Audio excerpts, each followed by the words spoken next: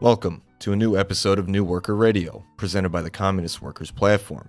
New Worker Radio brings you national and international updates from a worker's perspective. More news, local stories, and updates like this are published regularly in our national newspaper and online at newworker.us. You can support New Worker and the CWP on Patreon, patreon.com/newworker. In this episode, we cover the latest updates regarding failed negotiations between the US and Iran, and the potential widening of the imperialist war over Ukraine based on recent attacks by both sides of the conflict. And with these two conflicts as a backdrop, we will address a growing trend of opportunistic, false anti-imperialism. We then turn to Mexico and the ongoing mass protests of the CNTE, the militant wing of Mexico's teachers union, in their fight to repeal the damaging private control over the retirement pension system. Lastly, the Central Committee of the CWPUSA issues a statement on the indictment of Raul Castro and the imperialist threats against Cuba by the United States. In local and national stories, we'll reflect on several recent industrial incidents throughout the U.S., focusing on the recent Nippon Dynawave chemical plant implosion. This highlights capitalism's quest for profits taking precedent over the working class's health and safety. In closing, we will discuss the recent termination of a union steward at the Rosendin electric plant in Lewisville, Texas. This is a story that reveals not just intimidation of organized workers by the bosses, but also a lack of union support for the workers' demands. In international news, the negotiations between the US and Iran over a possible peace settlement continue to erode as both sides disagree on fundamental demands and whether progress has been made at all. U.S. President Donald Trump remains contradictory about the terms and the timeline of an agreement. This suggests that the U.S. has so far failed to enforce its terms against Tehran, despite the criminal military attacks carried out jointly along with Israel. After Trump initially declared that both sides had already largely worked out the key points of a peace agreement, he later wrote on X, formerly known as Twitter, that they had to take necessary time and do it right. At the same time, he emphasized that the blockade of Iranian ports would remain unrestricted until a full agreement was ratified and signed. The U.S. wants to link the opening of the strait to a restoration of the political order that was in place before the war began. Iran, on the other hand, insists on maintaining control over the strategically important trade passage. Other points of contention concern Iran's nuclear program, in particular the handling of enriched uranium and the lifting of sanctions.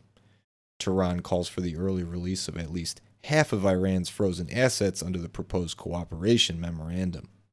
At the same time, the Iranian leadership has emphasized that a ceasefire in Lebanon must be associated with a final end to the war.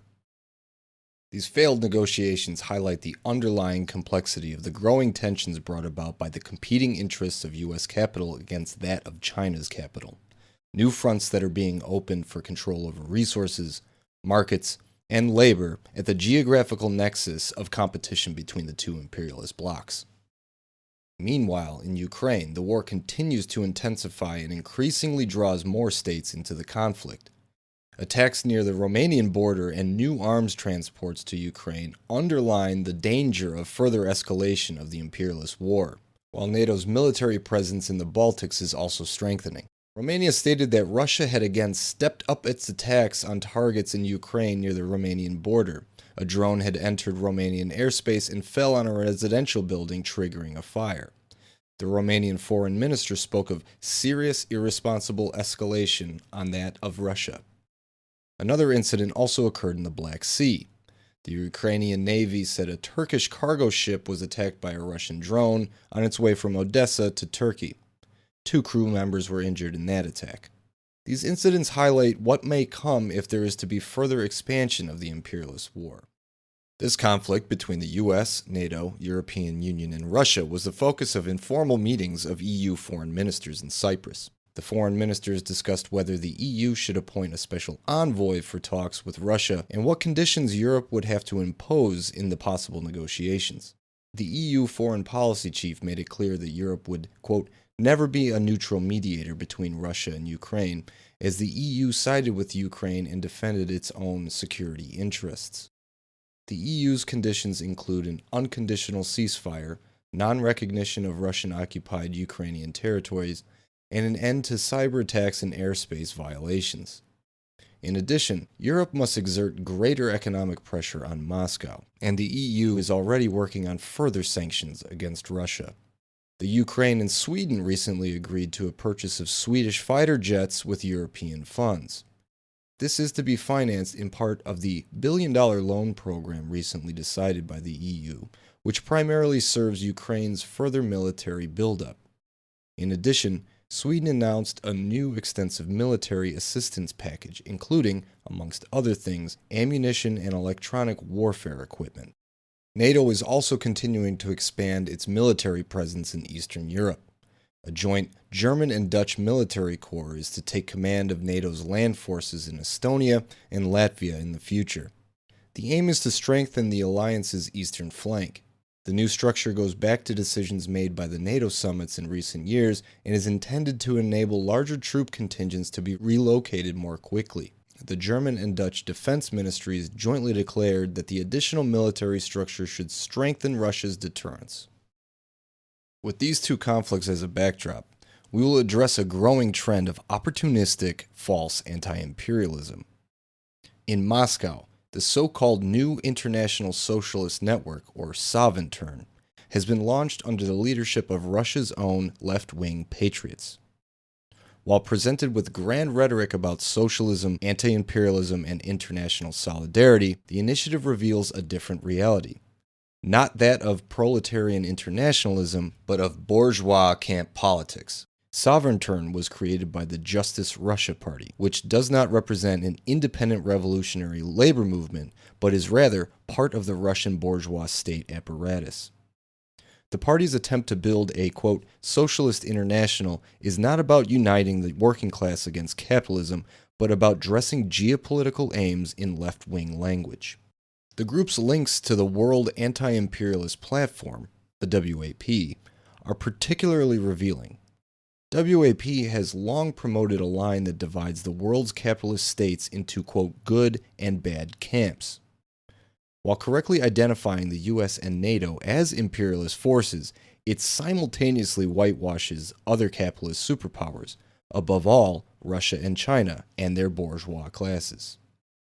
This replaces the Marxist-Leninist analysis of imperialism as a world system with a simplified geopolitical map, asking workers to choose sides between two competing bourgeois powers. This is not anti-imperialism, but opportunism, subordinating the working class to the interest of one capitalist state against another. The symbolism of Sovintern's leading figures further clarifies the fraud. Sergei Mironov, a central figure in Justice Russia, has proudly posed with a sledgehammer given to him as a gift from the Wagner Group. This is a symbol of brutality, mercenary activity, and reactionary militarism.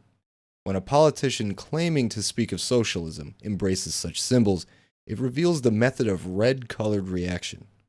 Speaking of anti-imperialism while celebrating militarism, speaking of socialism while rejecting working-class independence, and speaking of international solidarity while binding it to the foreign policy interest of a capitalist state. Real anti-imperialism fights the entire imperialist system, not one great power against another.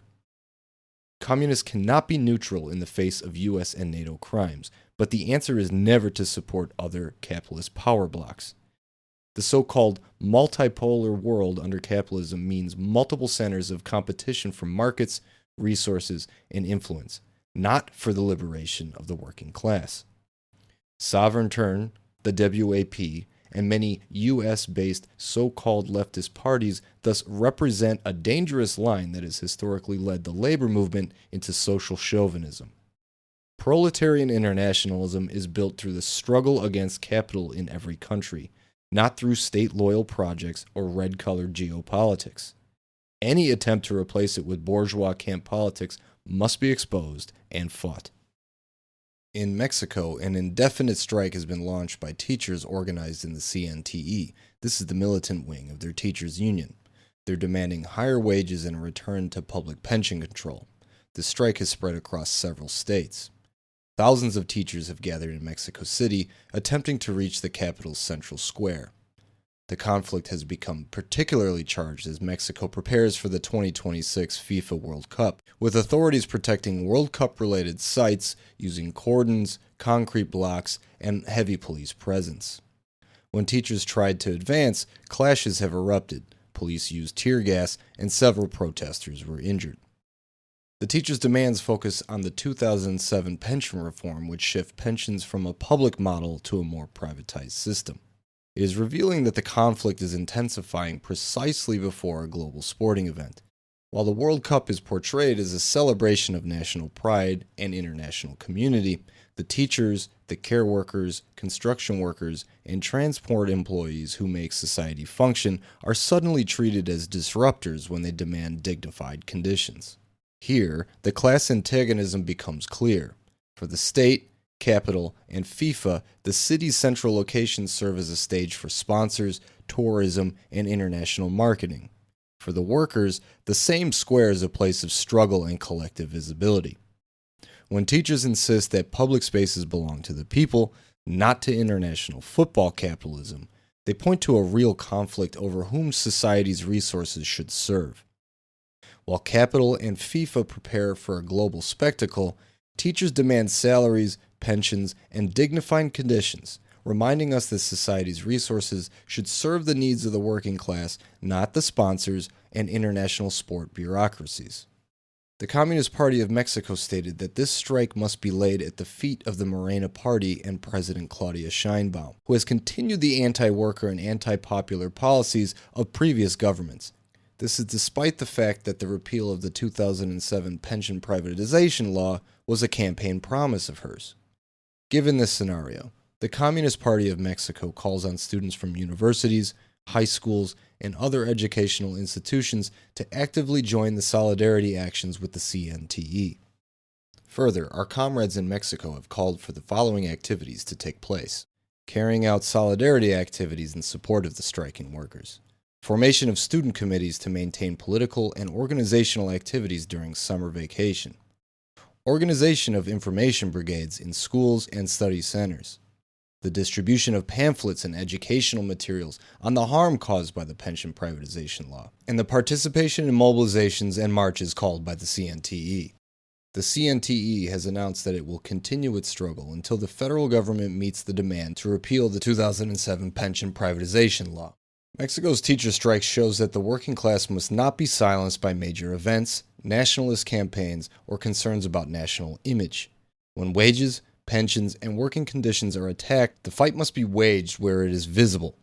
It is not the teachers who disturb society, rather, it is a system that prioritizes spectacles, sponsors, and capital interests over the workers' living conditions that reveals its own unreasonableness.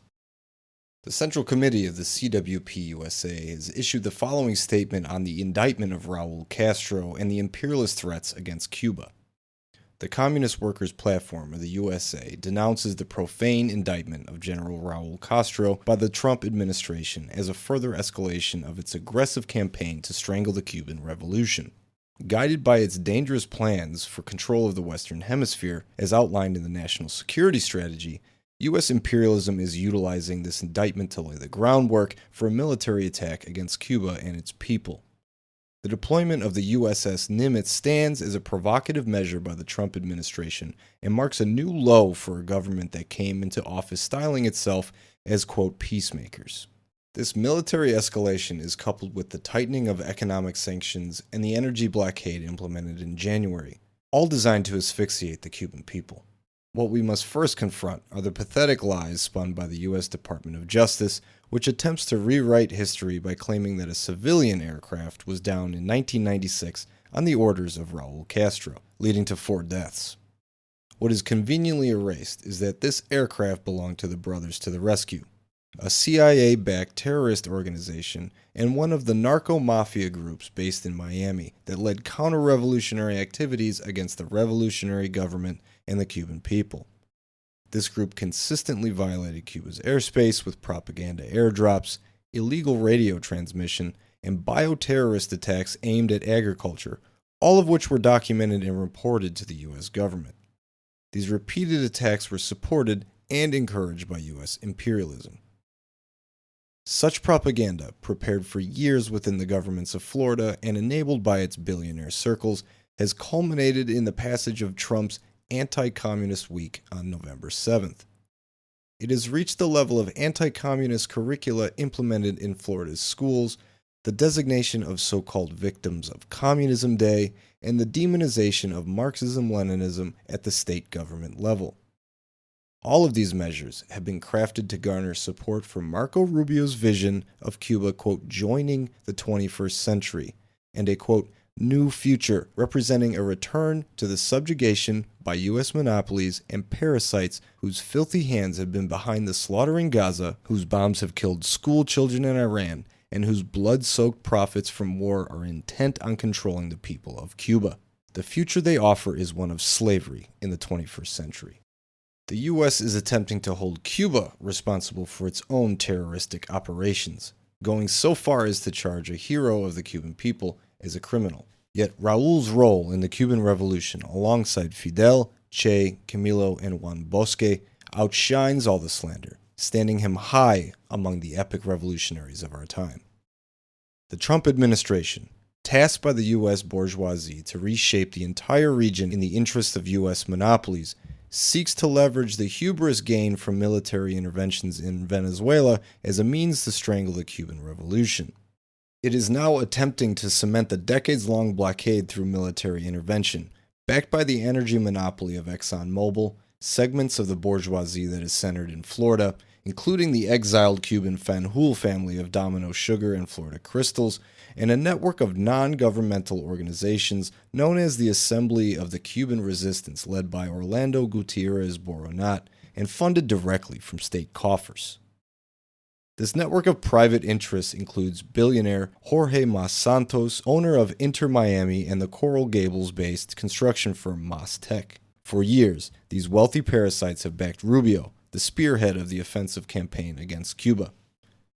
The Communist Workers' Platform of the USA remains unyieldingly on the side of Cuba and Comrade Raúl Castro, unapologetically behind the Cuban people and their revolutionary government. Cuba will win. Cuba is not alone. Long live Raúl. Long live the Cuban Revolution. While these wars of capitalist expansion and competition take place abroad, the conditions facing the working class continue to slide backwards.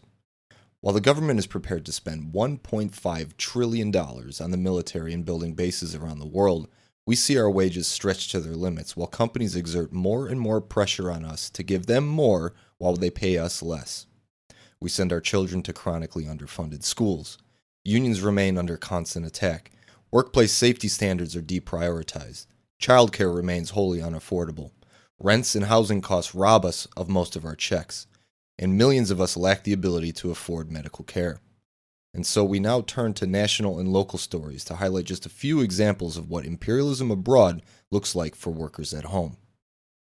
On May 26th, an implosion occurred at the Nippon Dynawave paper mill in Longview, Washington. A 900,000-gallon white liquor chemical tank ruptured and collapsed, claiming the lives of 11 people and injuring 9 others.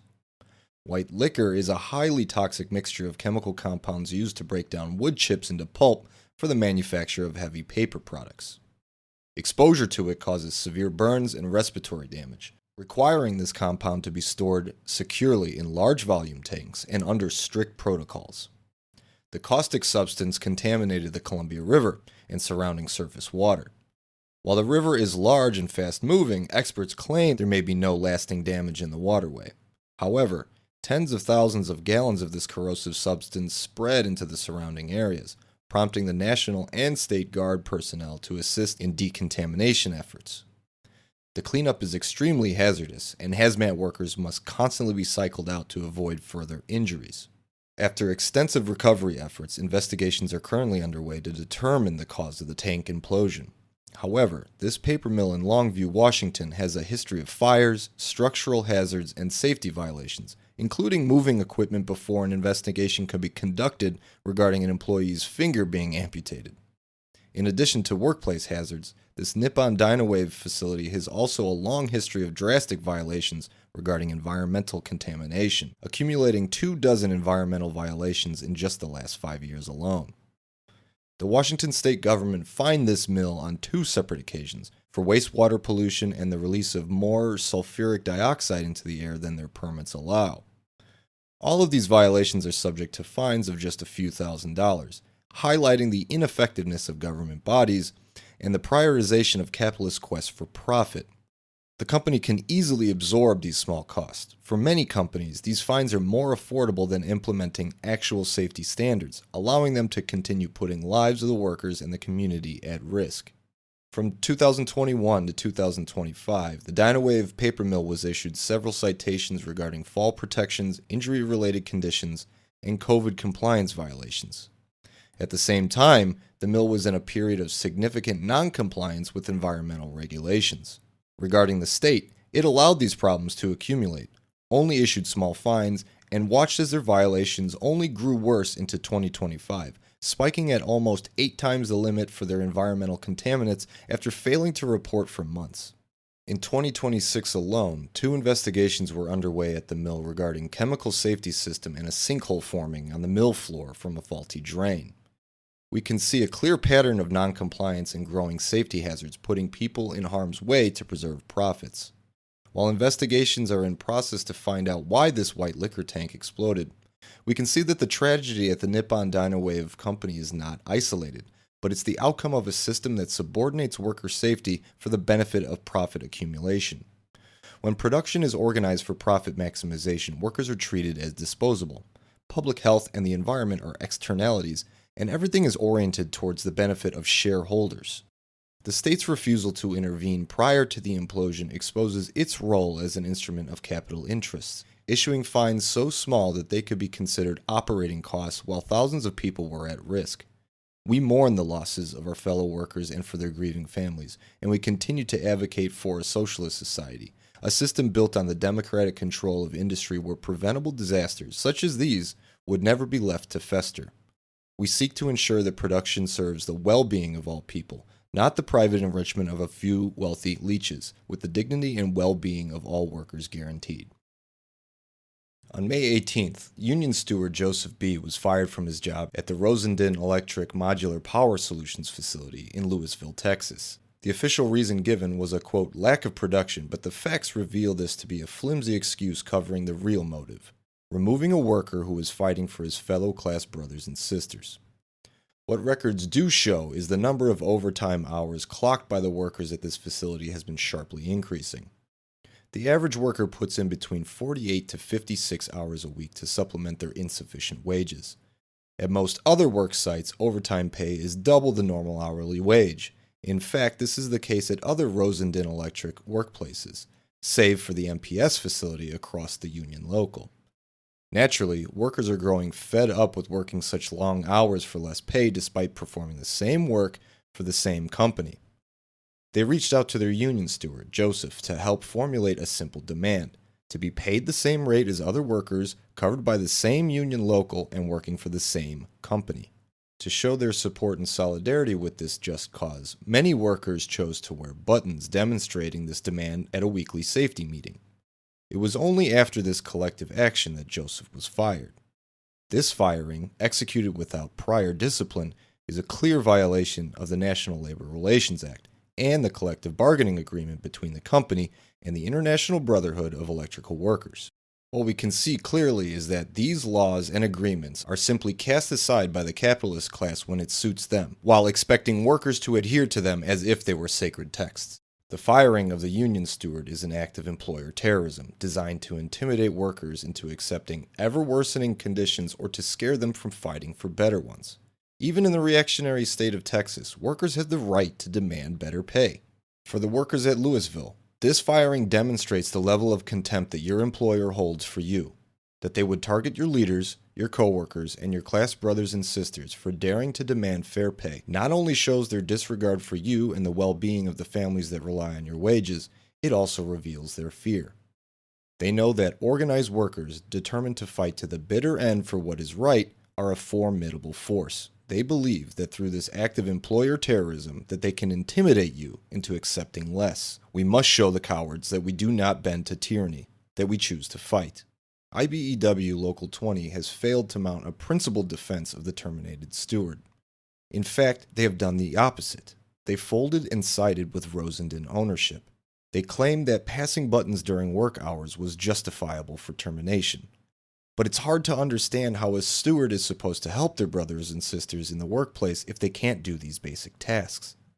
Workers who were interviewed told us that they wanted the union to do more to protect them and to reinstate the terminated steward. "That's why we all joined the union, right?" one worker told us. The balance of power must change in favor of militant worker organizing, and the workers of IBEW must find their collective strength. Otherwise, the company will continue to use tactics to divide the workers, weakening their position against the company. If the union fails to back up its workers and to reinstate the terminated steward, the union bureaucrats will show themselves to be allies of the bosses and an obstacle to building the power we need to win. Thank you for listening. Don't forget to like, subscribe, and hit the bell icon so that you can get notifications when our next episode is published. If you're outraged over high costs of living, soaring rents, and the stress of navigating day-to-day life, consider the CWPUSA to fight for a real change.